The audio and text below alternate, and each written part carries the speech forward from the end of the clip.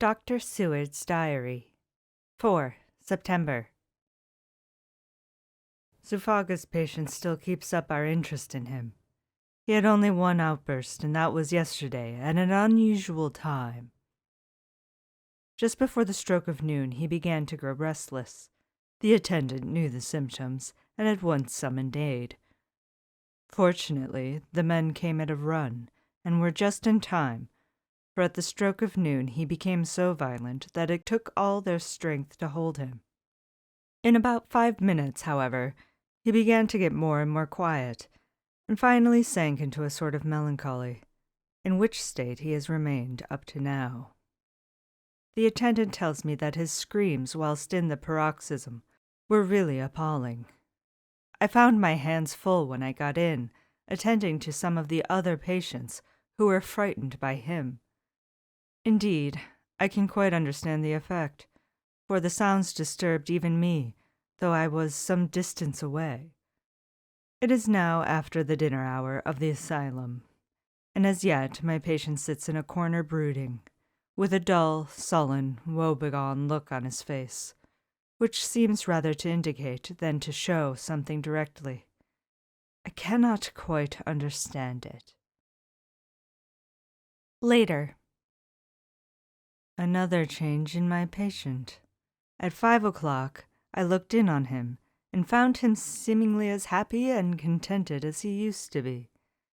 He was catching flies and eating them, and was keeping note of his capture by making nail marks on the edge of the door between the ridges of padding.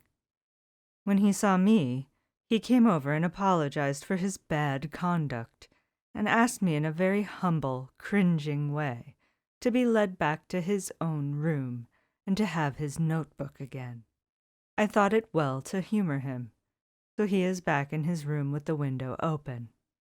He has the sugar of his tea spread out on the window-sill, and is reaping quite a harvest of flies.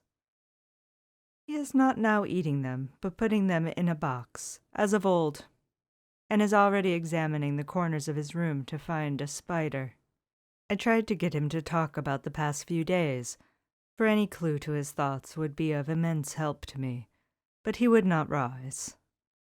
For a moment or two he looked very sad, and said in a sort of far-away voice, as though saying it rather to himself than to me, "All over, all over.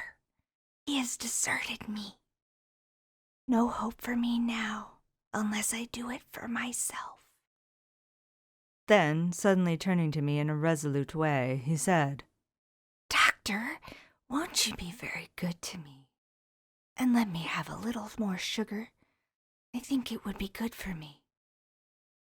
"And the flies?" I said. "Yes, the flies like it too, and I like the flies. Therefore I like it." And there are people who know so little as to think that madmen do not argue. I procured him a double supply, and left him as happy a man as, I suppose, any in the world. I wish I could fathom his mind. Telegram, Seward, London, to Van Helsing, Amsterdam, 4 September. Patient still better today.